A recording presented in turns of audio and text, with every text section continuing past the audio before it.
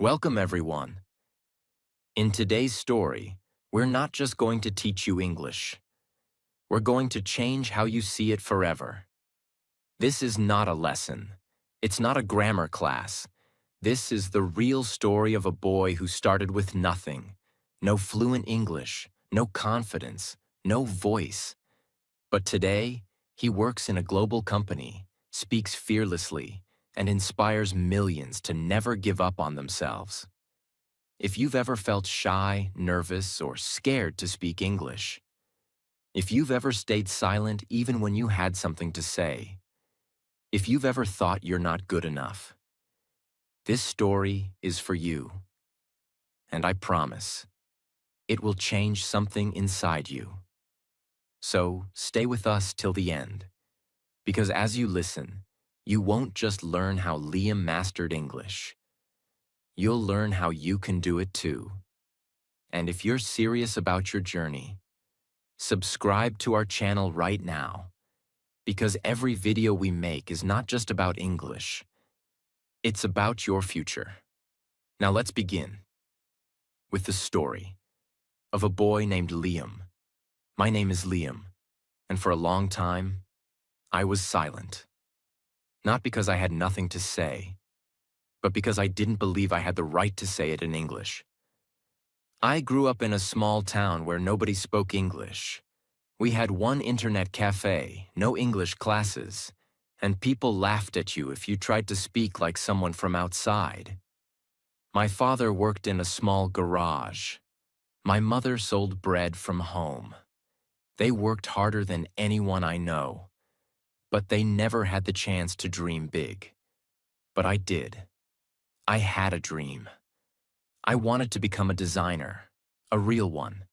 Someone who could work with international companies, show ideas to the world, and present confidently in English. But every time I tried to speak, my throat closed. My heart raced. My mind said, "You're not ready. You're not enough. Stay quiet." This is the story of how I broke that silence. This is the story of how I trained my mouth, changed my mind, and rebuilt my voice. Word by word, day by day. Not perfectly, but powerfully. If you've ever been afraid to speak in English, I know your pain, but I also know your power. So let me take you back to the beginning. Part 1. I stayed silent because I was scared. It started in school. I was 15. One day, the English teacher pointed at me and asked me to read a sentence from the book. I knew the words. I could read them in my head. But my mouth refused to open. I looked at the page, then at her, then at the class, and then I said nothing. People laughed. Someone said, "He doesn't know English." But the truth is, I did. I just didn't know how to speak it out loud. That day, I made a decision. Not on purpose, but deep inside. I decided, it's safer to be silent. From that moment, every English class felt like torture. I avoided eye contact. I prayed the teacher wouldn't ask me. And when someone asked me a question in English, I just nodded or smiled. But the silence didn't end at school. It followed me everywhere. In shops, I avoided speaking to tourists. Online, I never joined English chats. At home, I stayed quiet, even though my dreams were screaming inside me. One night, I watched a YouTube video of a guy presenting a design to a client. He spoke fluent English. He explained everything with confidence. He smiled. He belonged. I paused the video and just sat there, because I knew I could make designs like that, but I couldn't speak like that. And that broke me. At 17, I applied for a remote internship. They liked my design portfolio. They invited me to a Zoom interview. In English. I said yes. But inside, I was shaking. When the call began, the interviewer said, "Hi, Liam, how are you today?" Simple line, but I froze. I tried to speak, but the words didn't come. I smiled awkwardly, then said in broken English, I, I fine, thank you. My voice cracked. My chest was tight. He was kind. He continued the interview. But I already knew. The job was gone. Not because I wasn't talented, but because my silence spoke louder than I did. People think not speaking English means you're not smart. But that's not true. I had ideas. I had dreams. I just didn't have a voice. And it wasn't because I didn't learn. It was because I didn't practice speaking. I had studied vocabulary. I had watched videos. But I never trained my mouth. I never practiced out loud. I never felt safe to speak. So I stayed silent. Not because I wanted to, but because fear had become my language.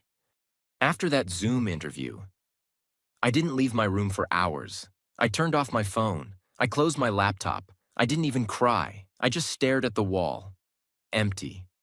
I kept hearing that moment over and over in my head. Hi, Liam. How are you today? And then, the silence. That one question destroyed months of work, hours of effort, and all the hope I had. And the worst part? I understood everything he said. I understood every sentence, every word. But I still couldn't reply. I had the English inside me, but I had locked it away, deep inside. And I didn't know how to open that lock.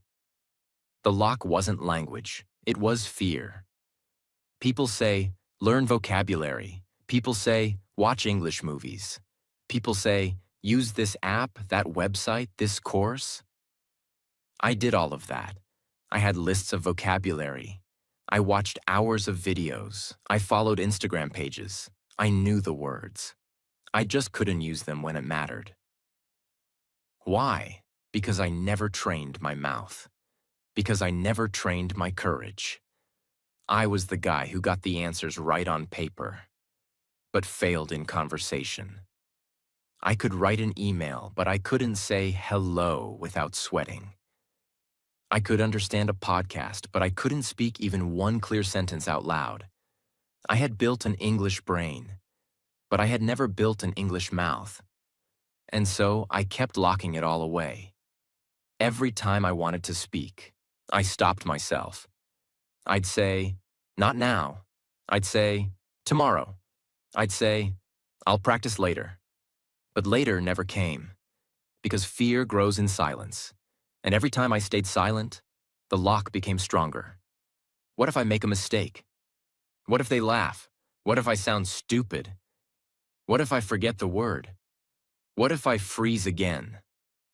I said, what if, so many times, that I forgot to say anything real.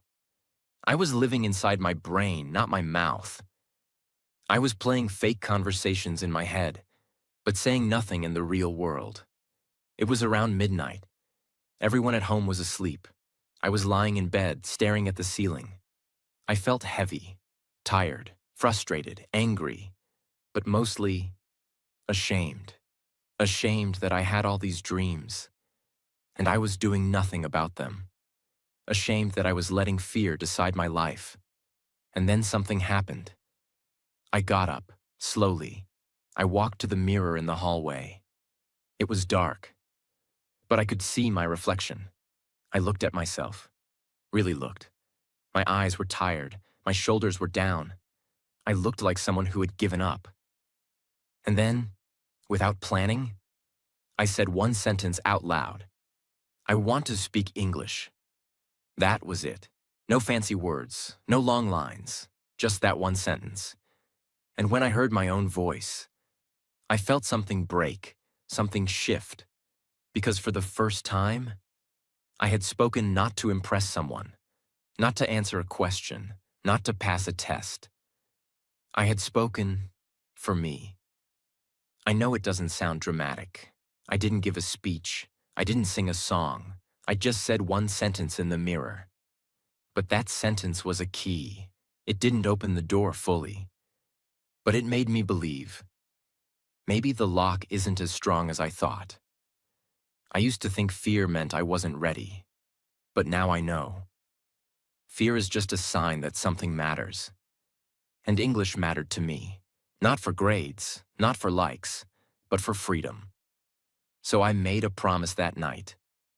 Every night, I will say at least one sentence in English, even if I whisper, even if I stutter, even if I forget the words.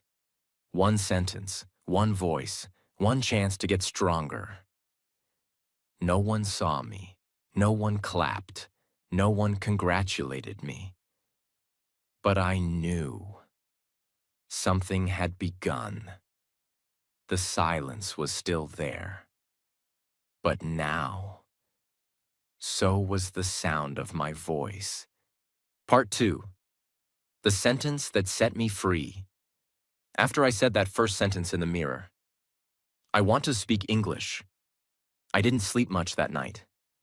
Not because I was scared, but because for the first time in years, I felt a spark. It was small, quiet, but it was there. Hope. And I kept hearing my own voice in my head. It wasn't perfect. It wasn't fluent. But it was mine. The next morning, I woke up earlier than usual. The house was still quiet. And instead of grabbing my phone, I walked back to the mirror. I looked at myself. Same face, same eyes. But something felt different. I stood there. And this time, I didn't wait for motivation. I just opened my mouth and said, "My name is Liam. I am learning English one day. I will speak fluently." 3 sentences, simple, short, but they shook something inside me. From that day, I started speaking one new sentence every morning. Not for YouTube, not for school, not for a test, but for me. I didn't care if the grammar was perfect. I didn't care if the pronunciation was correct. I just wanted my voice to stop being afraid. Here's what my first week looked like. Day 1. I want to speak English. Day 2. I believe in myself. Day 3. My English is getting better. Day 4. I'm not afraid to try. Day 5. I can talk about my day. Day 6. It's okay to make mistakes. Day 7. I will not stay silent anymore. That last one made me cry. Because I knew this wasn't about English anymore. This was about me. Choosing to exist. Choosing to be heard. Most people try to speak English by thinking, but I had already done too much thinking. I needed to do the opposite. I needed to train my mouth. So here's what I did, and it changed everything. 1. Mirror speaking. 5 minutes every morning. I stood in front of the mirror. I looked at myself in the eyes, and I said, "Good morning. Today, I feel I will try to do." Even if I didn't know the words, I tried. Even if I messed up, I smiled. And if I didn't know how to say something, I would speak in broken English, because broken English is better than perfect silence. Record and replay my voice. I took my phone, opened the recorder, and I said one sentence out loud. Then 2. Then 5. Then I played it back. And I listened. Not to judge myself, but to recognize myself. It was weird at first. Hearing your own voice always feels strange. But over time, it became familiar. And then, beautiful. One shadowing exercise per day. I picked one short English video. Could be a TED Talk or an English conversation. I paused every sentence and repeated after it. I copied the tone, the rhythm, the pauses, like a singer practicing a song. At first I was slow, but slowly. I started flowing. Speak to one object in my room. Yes, I know it sounds funny, but I picked one object in my room, like a chair or a notebook, and I spoke to it. Hello, notebook. Today, I feel tired. Hello, chair. I have a dream. Hello, mirror. I want to change my life. It wasn't about the object. It was about building courage. I had been scared of people, so I started with things, and slowly, the fear disappeared. I was in the kitchen. My younger brother was playing a YouTube video. It was in English. Usually, I would ignore it. But this time, I stopped and listened. And without even thinking, I repeated the line out loud. Then another one, and another one. I wasn't afraid. I wasn't perfect. But I felt free. That's when I knew. Something inside me had changed. Speaking English has nothing to do with being smart. It has nothing to do with your grammar test. It has everything to do with courage. And courage is a muscle. The more you use it, the stronger it gets. And every small sentence I spoke was like lifting a small weight. And over time, I became strong. I still hadn't spoken in front of people. I still hadn't given a full answer in a real conversation. I still hadn't shown the world who I was. But now, I had a voice. And I wasn't afraid of it anymore. The sentence didn't make me fluent. It didn't make me perfect. But it made me believe. And that belief set me free. Part 3. I trained my mouth, not my grammar. After 2 weeks of whispering sentences in the mirror, something strange happened. I started missing my practice. It wasn't a task anymore. It wasn't homework. It became a part of me. Every morning, my feet walked to the mirror before my mind even woke up. It became a habit, a small daily conversation with myself. In English. I still wasn't fluent. I still made mistakes. I still stuttered sometimes. But I could feel something changing. Not outside, but inside. The shift. Most of my life, I studied English like a subject. I memorized words. I circled correct answers. I passed tests. But I never learned to speak. I never trained to express. I never practiced to perform. Because schools train your brain. But no one trains your mouth. I realized something powerful. Speaking is not knowledge. Speaking is muscle memory, just like athletes train their legs, just like singers train their vocal cords. If you want to speak English, you must train your mouth. I knew all the grammar rules. Past perfect, present continuous, modals, tenses, conditional. But none of those helped me when my voice shook in public. Because my problem wasn't grammar, it was fear. Lack of muscle memory, lack of confidence, lack of real daily speaking. So I made a decision. From now on, no more grammar books, no more memorizing for perfection. I would train my mouth every single day until it stopped shaking. I didn't tell anyone. I didn't post on social media. I didn't need motivation. I needed results. I created a simple system, one that changed my life forever. I stood in front of the mirror, no phone, no distractions. I made eye contact with myself. I treated the reflection like another person, and I began, "Good morning. How are you today? What are your plans?" It felt awkward, but I smiled. I spoke slowly. I opened my mouth more than usual. I focused on movement.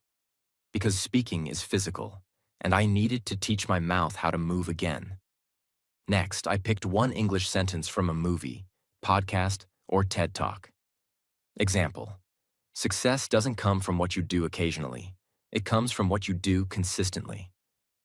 I listened. I wrote it down. Then I recorded myself saying it out loud, 5 times in a row. Play, pause, repeat. Listen to my own voice. Fix the flow, train the rhythm. No one else needed to hear me. I was building muscle, building confidence, building rhythm. Every day I chose one simple topic. What did I do yesterday? My favorite food. A memory from school. My future dreams. Then I spoke about it, in English, for 2 minutes minimum. Even if I stuttered, even if I paused, even if I forgot words. If I didn't know the word for something, I explained it in another way. This taught me how to survive in conversation, not just memorize lines. Before sleeping, I did a final whisper practice. No energy, no pressure, just me and my thoughts, in English. Even if I was tired, I would say one or two simple sentences like, "Today I practiced well. I'm getting better slowly. Tomorrow I will try again." That bedtime voice became my daily goodbye to fear. I didn't become fluent overnight. But after 30 days, I could speak without panic. I could speak without whispering. I could speak without feeling like a fraud. One day, something unexpected happened. My cousin came to visit. We were sitting in the living room. He asked me, "Have you watched this new English movie?" I nodded. Then, without thinking, I started talking about the story, in English. Not perfectly, but naturally. He looked at me, surprised. He said, "When did you start speaking like this?" And I smiled, because I knew. It wasn't magic. It wasn't a course. It wasn't a miracle. It was mouth training, daily, honest, alone, in silence. And now, I was speaking, not for them, for me. If you're watching this video right now, let me tell you the truth. You do not need better grammar. You need mouth training.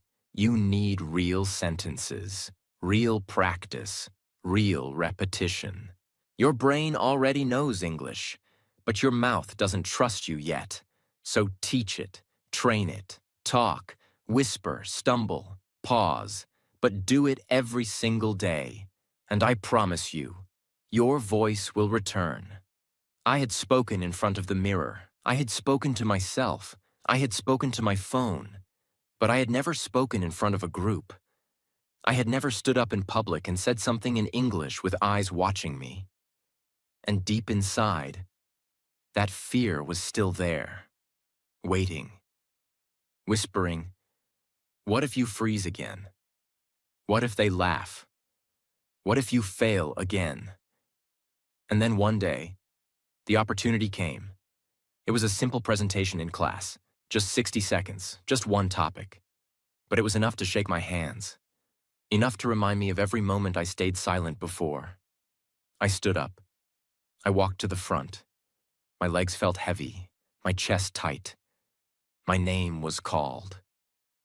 And I opened my mouth. It was a Thursday. The air in class felt heavy that morning, like something big was about to happen. Our teacher stood in front of us and said, "Tomorrow, each of you will give a short talk in English." My heart dropped. I tried to act normal, but inside, I was frozen. I felt it immediately, the old fear. It came back fast, like a wave. My chest tightened. My palms began to sweat. That voice in my head started again. "You can't do this. You'll freeze. They'll laugh." That night, a storm inside me. I walked home slowly. The whole world felt louder than usual. My thoughts were screaming. My breathing was shallow. I couldn't eat properly. I sat at the dinner table staring at my plate. My mom asked, "Is everything okay?" I smiled. "Yeah, just tired." But I wasn't tired. I was terrified. That night, I didn't sleep. I stared at the ceiling again. The same ceiling I had stared at weeks ago, when I couldn't even say one sentence. But now, something was different. I wasn't just afraid. I was also ready. At 2:13 a.m., I got out of bed. I stood in front of my mirror. I looked at myself, just like I had on day one. I saw the same eyes, but not the same person. And I whispered, "You've trained for this. You're not silent anymore. They're not enemies. They're just people. You have a voice now. Use it." And then I said my lines, the ones I would say the next day, again and again and again. My mouth still shook, but it didn't close. That was enough for me. The next morning, my hands were cold. My stomach felt empty, even after breakfast. We reached school. Everyone was nervous. People were flipping notebooks, repeating sentences, whispering to themselves. I just sat quietly, not because I was calm, but because I was preparing for war. The teacher called out the first name, then another, and then I heard it. Liam. I stood up. My legs felt like they weighed 100 pounds. I walked slowly to the front of the class. My teacher smiled. The students were watching. Some leaned back. Some were scrolling their phones. But I noticed one thing. Everyone was silent. I had been scared of that silence for years. But this time, I was standing inside it. I looked up and I said, "Good morning. My name is Liam." My voice cracked slightly. But it came out. It came out. I paused. Then I breathed. Then I continued. Today, I want to talk about my journey with English. Someone raised their eyebrows. Someone whispered, "Oh, okay." But I ignored everything, except my next sentence. For many years, I was scared of this language. I thought if I made a mistake, people would laugh. So I stayed silent. I could hear my heartbeat in my ears, but I kept going. I said, "But silence is heavier than any mistake. It doesn't protect you, it traps you." And I got tired of hiding. One girl looked up from her desk. A boy in the corner sat forward slightly. I could feel the room shifting. So I started speaking one sentence a day, to the mirror, to myself, to no one. And slowly, my silence turned into sound. I ended with, "I'm not fluent. I'm still learning, but I'm not silent anymore." Then I said, "Thank you." And I looked up. No one laughed. No one whispered. No one smirked.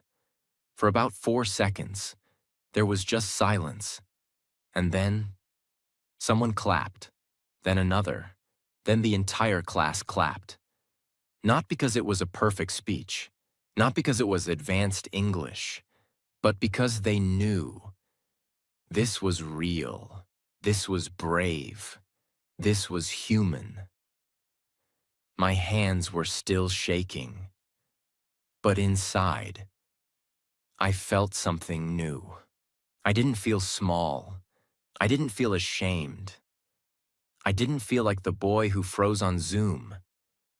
I felt free. Speaking English isn't about sounding perfect.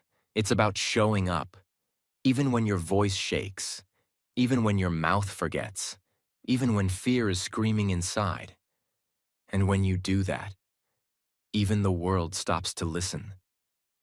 That one speech changed everything, but it didn't complete me. I still didn't speak in public often. I still avoided long conversations.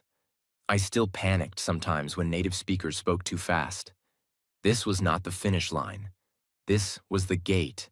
And now, I had to walk through it. Because there was one final fear left. Can I speak English in real life? With strangers? In meetings? On calls? Under pressure? In a job interview? That's where I was heading next. Part 4. I don't study English anymore. I live it. After my classroom speech, something shifted. It wasn't the way people looked at me.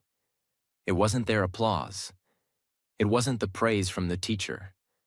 It was something deeper, something I never expected.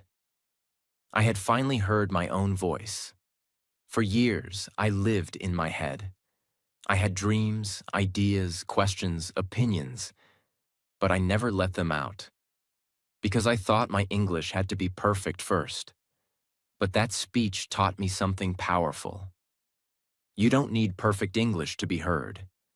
You need real courage to be real. But after that day, I faced a new challenge. A bigger one. Could I speak outside the classroom? Could I speak when no one was guiding me? No one was expecting a presentation? No one was waiting for a speech? Could I speak in life? This question haunted me. Because school was safe, school had structure, School had silence and rules, but life was chaos, fast, unpredictable, real. And real is where English learners break. I didn't want to break. I wanted to grow. So I made a new promise to myself. From now on, I will not study English. I will live it. It happened when I was walking alone near the bus station. A tourist, probably from the UK, looked lost. He was holding his phone, scanning the street. He looked around and asked in English, "Hey, do you know where the Central Market is?" I froze. Not because I didn't understand. I understood every word. But my brain hesitated. This was not a school question. This was not a safe mirror exercise. This was real life. And real life doesn't give you time to think twice. He repeated, "The market?" And in that moment, for the first time, I decided to act, not overthink. I said, "Yes, just go straight, then second left." My words were slow, broken, simple, but they came out. He smiled. "Perfect. Thanks a lot, man." And walked away. He didn't correct my grammar. He didn't laugh. He didn't wait for me to sound like a native speaker. He just listened, responded, moved on. I stood there, frozen. But this time, not from fear, from pride. I had just spoken English in real life, to a stranger, and the world didn't explode. I didn't die. Nothing bad happened. In fact, something good happened. For the first time ever, I felt useful. In English. That was the beginning of everything. After that, I didn't stop. I wanted more of these moments, more of these small, real-world victories. So I created something called the Real English Challenge. I told myself, every day, I will find one real-world moment to use English, no matter how small, not with friends, not with classmates, but with real people. At first, it was terrifying, but I knew if I didn't use it, I would lose it. So I started small. Day 1, coffee shop. I went to a small cafe in the city where staff spoke a little English. I waited in line. My heart was beating. When my turn came, I looked the barista in the eye and said, "Can I get one cold coffee? And one sandwich, please." It wasn't fancy. It wasn't fast. But I said it. He replied, "Sure. Anything else?" I shook my head, smiled, and said, "No, that's all." It was done. I took my food, sat down, and looked at the receipt. Not because I wanted to check the price, but because I wanted to remember this moment. I had just made my first order, in English, all by myself. Day 2. Voice note to a friend. I had a friend online from Spain. We both were learning English. Usually we texted. But I challenged myself. Today, I would send a voice note in English. It took me 5 tries to record one sentence. My hand was shaking when I pressed send. But I did it. She replied with a voice note too. And that was the beginning of our real English conversations. Not fake ones, not textbook ones. Real friendship, real mistakes, real growth. Day 5. Talking to myself in public. Yes, it sounds weird, but I started walking in the street and pretending I was on a phone call. In English. I'd say things like, "Yeah, I'll be there in 20 minutes. I just had a coffee. Weather is nice today." "Oh, really? That's great. Tell me more." No one paid attention, but I knew what I was doing. I was breaking the fear of speaking in public. And slowly, my voice became natural, comfortable, normal. Day 12. Tourist translation. A group of travelers were struggling to understand the bus schedule. I saw them asking someone, but no one helped. I walked up and I said, "Do you need help?" One of them said, "Yes, we're trying to get to the museum." I explained the bus number, the stop, and how long it would take. They smiled, thanked me, and said, "Your English is really good." I almost cried, because no one had ever said that to me before. But more than that, I didn't care if it was good. It worked, it connected, it helped. And that's what I really wanted. I was no longer studying English like a subject. I was using it to help people, communicate, make friends, express opinions, ask questions, order food, laugh, live. That's when I realized fluency isn't about big words. It's about comfort in your voice. And that comfort only comes through action, not theory. One day I was brushing my teeth, and I noticed something strange. My thoughts were in English. Simple ones, like, I should buy toothpaste. I hope the store is still open. Don't forget your phone. But they weren't in my native language anymore. I was living inside English, not just learning from outside. That moment changed everything. Because now I wasn't speaking English to impress someone. I wasn't speaking to pass a test. I was speaking because this was who I had become. Everything was getting better. My confidence was growing.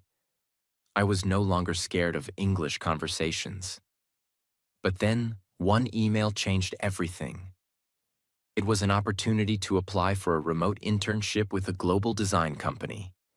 They needed someone who could present designs, work with an international team, and communicate in English daily. I had the skills. But the interview? It was going to be on video, in English. And suddenly, the fear returned. But I wasn't that boy anymore. The one who froze, the one who ran, the one who hid. Now I had a voice, and it was time to use it for something that could change my life. The job interview was just days away, and I was about to face my biggest test yet. Not a grammar test, not a pronunciation challenge, but a test of everything I had built. From silence, from fear, from effort, from belief. When I got that email, I didn't smile. I didn't jump. I didn't scream or celebrate. I just stared at the screen. Because I knew what this meant. It meant my time had come. No more mirror practice. No more pretending I was ready. No more small conversations. This was real. This was big. This was everything I had dreamed of. A real interview, in English, for a remote internship at a global design company. And the video call was scheduled for Friday. I had 4 days, just 4 days, to prepare for something that might change my entire life. And yes, I was scared, but I wasn't the same Liam I used to be. I was scared, but ready. Day 1, strategy begins. That night, I sat with a notebook and wrote a single sentence at the top of the page. What will they ask me, and how will I answer? Then I imagined every possible question they could ask in the interview. I didn't Google a list. I didn't copy answers from the internet. I used my own mind, my own understanding. Here's what I came up with. Tell us about yourself. Why did you apply for this internship? What kind of design work do you enjoy? Have you ever worked in a team before? What are your strengths? What are your weaknesses? Where do you see yourself in 5 years? Are you comfortable working in English? I wrote each one down on a separate page. Then I wrote my answers. Slowly. In simple English. No fancy words. No overthinking. Just honesty. But writing wasn't enough. I had to speak. So I stood in front of the mirror, opened my phone's voice recorder, and started practicing. One answer at a time. Again and again and again. And after each recording, I listened. I didn't hate my voice anymore. I just observed it. I fixed my speed. I repeated words I didn't pronounce well. And every time I made a mistake, I just started again. This time, I was not practicing to impress. I was practicing to stay calm, focused, and honest under pressure. Day 2. Building fluency under pressure. I knew the biggest challenge wasn't the words. It was the pressure. The moment when fear grabs your throat and even the words you know disappear. So I created a new practice technique. Answer under countdown. I set a 5-second timer. I looked at a question, and when the timer ended, I had to start answering. No time to think, no time to prepare. Just speak. Whatever comes out. It was difficult. At first I paused too much. I said, too many times. I forgot what I was saying mid-sentence, but I kept going. Because this was the reality of interviews. They don't wait. They don't slow down for you. You have to show up with your truth, even if it's not perfect. Day 3. Real practice with a stranger. On day 3, I did something I had never done before. I booked a free mock interview with the trainer online. It was a 20-minute Zoom session where they pretend to be an interviewer and ask you real questions. In English. It cost nothing, but it would cost me everything emotionally. Because I knew this would be raw, this would be real, this would be uncomfortable. And it was. The woman on the screen smiled and said, "Hello, Liam. We'll begin now." My voice shook. She asked, "Tell me about yourself." And suddenly, my mind went blank. I had practiced this question 100 times. But still, I froze. I took a breath and said, "My name is Liam. I am a designer. I learning English, and I want to grow. I work hard." I messed up grammar. My words were slow. My confidence dropped. But she didn't stop me. She said, "Great, keep going." And I did. By the end of the mock interview, I had answered all questions. Not perfectly, but I had finished. And the trainer smiled again and said, "You have potential, Liam. You're honest. That matters more than big words." I closed the laptop and exhaled. I had failed the fake interview, but I had passed something more important. The fear of trying. Day 4. Silence before the storm. The night before the interview, I didn't touch my phone. I didn't open Instagram. I didn't watch any videos. I just sat alone and reflected. I reminded myself why I started, where I came from, what I had overcome, and who I had become. I wasn't that boy who stayed silent anymore. I was a speaker, a dreamer, a doer, and tomorrow, I would show that, even if I failed. Because failure in English doesn't hurt like silence. Silence kills your dreams slowly. Mistakes? They make you stronger. So I slept early. No fear, no panic, just purpose. The interview day, Friday morning, 9:47 a.m. The interview was at 10 a.m. I had shaved, combed my hair, set up my laptop, cleaned my background, wore a simple blue shirt. My heart was calm, but fast. I checked everything twice. Camera, microphone, internet, 9:59 a.m. I sat in front of the screen staring at the Zoom link. 10 o'clock, I clicked Join Meeting. The screen blinked, and suddenly, there they were, 2 people, 1 woman, 1 man, both smiling. The woman spoke first. "Hi, Liam. Thank you for joining. Can you hear us okay?" And right there, in that one moment, I faced the ghost of my past. Because years ago, I had heard the same line. And I froze. But now, I smiled back and said, "Yes, I can hear you clearly. Thank you so much for the opportunity." And from that moment on, I didn't stop speaking. They asked me about my work. I told them how I design, why I design, how I use feedback, what I'm learning now. They asked me about teamwork. I shared my small group projects in school, how I listen, how I handle conflict. They asked about my goals. I said, to grow as a designer and as a communicator. They asked, are you comfortable working in English daily? I smiled. I said, I won't say I'm perfect, but I speak every day. I learn every day, and I am not afraid anymore. They nodded, and one of them, the man, said something I'll never forget. Liam, your English is not perfect, but your honesty, your energy, and your growth mindset, that's rare. Thank you. They ended the interview with warm smiles. I closed the laptop, and for the first time in my life, I cried. Not because I failed, but because I had faced everything that used to break me. And I had spoken through it. People don't want your perfect English. They want your real presence. They want your voice, your clarity, your effort, your truth. The world doesn't belong to the fluent. It belongs to the brave.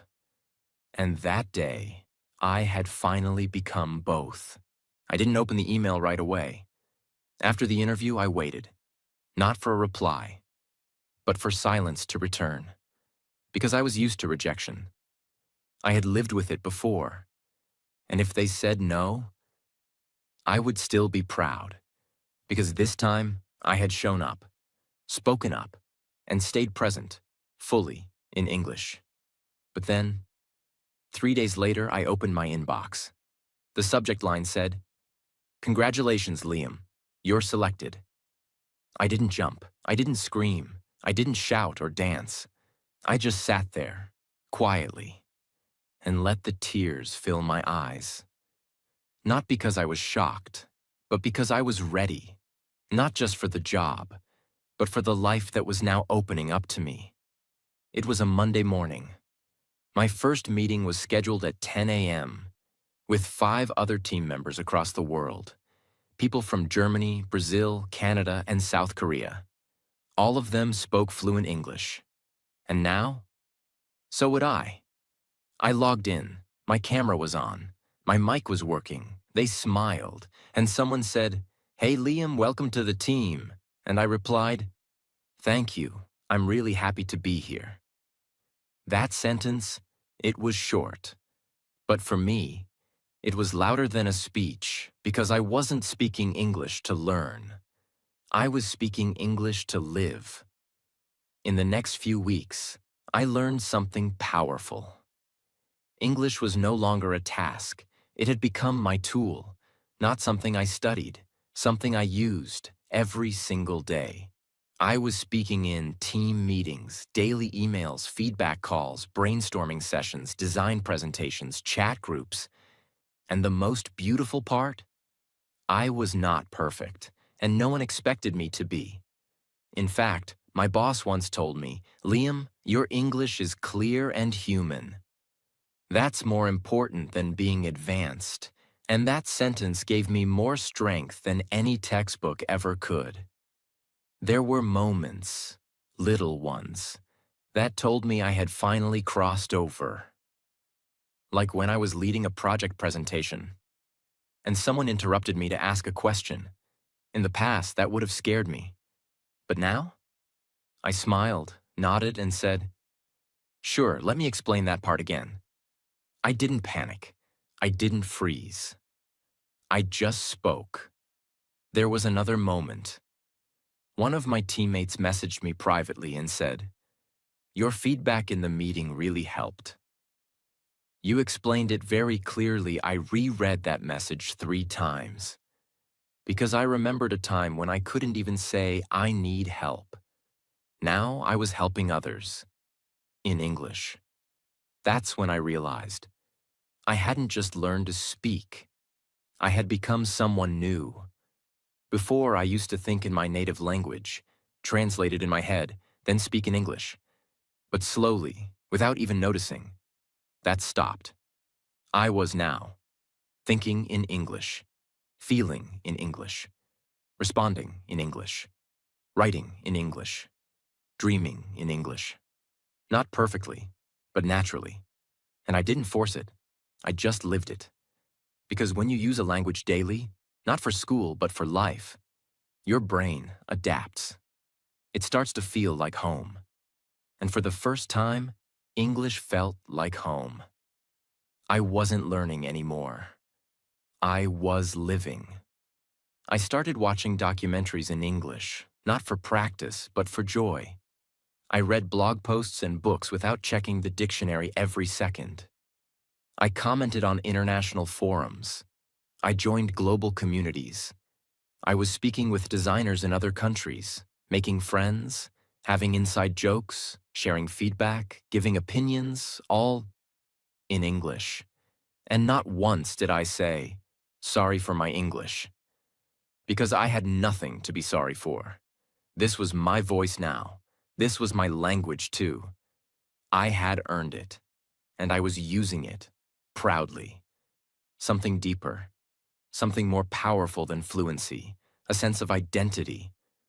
I was no longer the boy who stayed quiet in class, or the one who avoided eye contact in English shops, or the one who smiled and nodded without saying a word.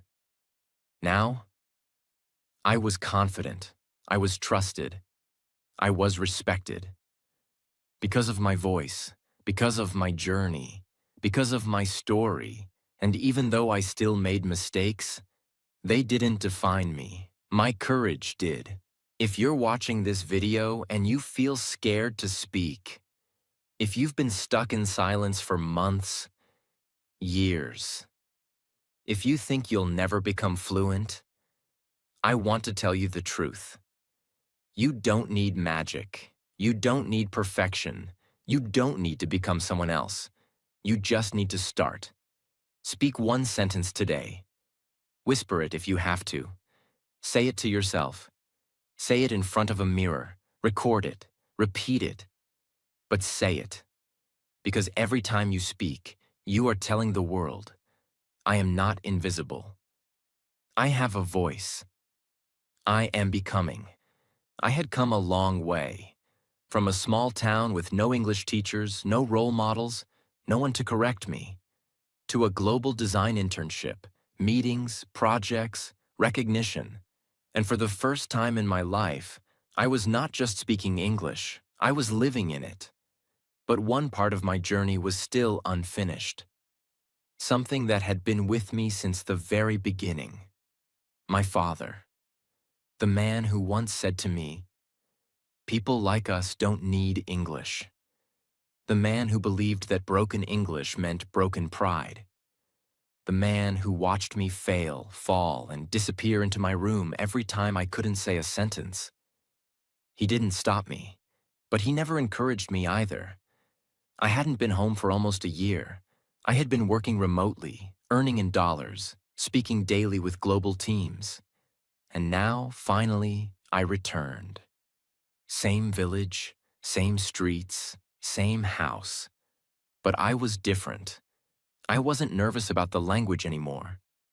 But I was nervous about one thing. Would my father be proud of the person I became? Would he understand what I had fought for? Or would he still think, he just learned a language? What's the big deal? He was sitting outside, on the old wooden bench. Same place he always sat. I walked up to him. He looked at me. "You look different." I smiled. "I feel different, Dad." There was silence. Not uncomfortable. Just unfamiliar. He looked away. Then, with his eyes still on the ground, he said, "I saw your interview clip. The one your company posted." My heart skipped a beat. "You saw that?" He nodded slowly.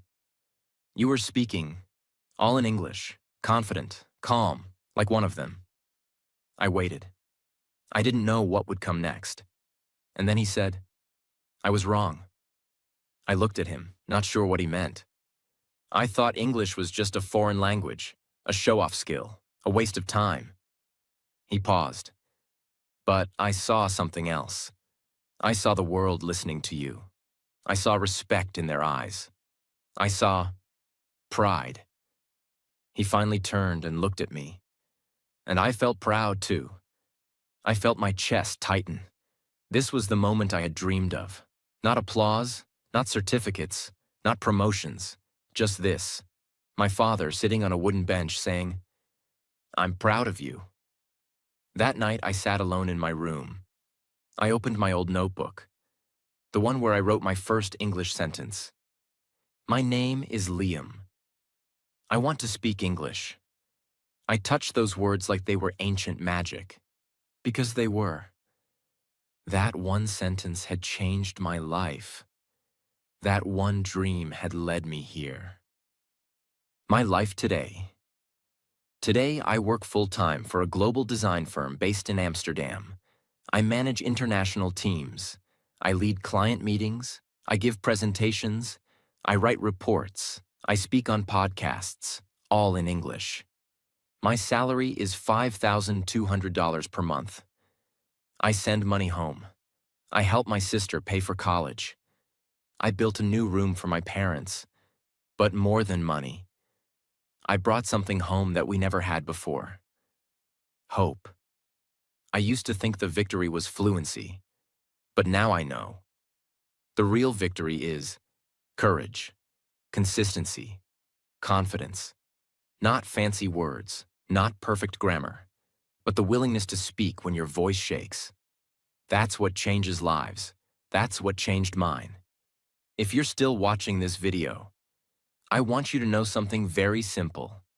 It is possible. Even if you come from a small village, you have no English environment, you feel embarrassed, you make 100 mistakes, it is still possible. Because I started from zero, and I made it here. Not because I was special, but because I never gave up. Train your mouth, train your mind, train your courage. Speak even when no one is listening. Practice even when no one believes in you. Because one day, the world will listen, and your voice will matter. And on that day, you will realize you didn't just learn English. You changed your entire life. Thank you for watching. This was the true story of how I became fluent in English. Not in a school, not with magic, but with struggle, silence, and unstoppable belief. If this story helped you, if you felt something, if you see a part of yourself in me, then do one thing: subscribe. Because this channel is here to help you become what no one thought you could be. Speak English, live freely, and change your life.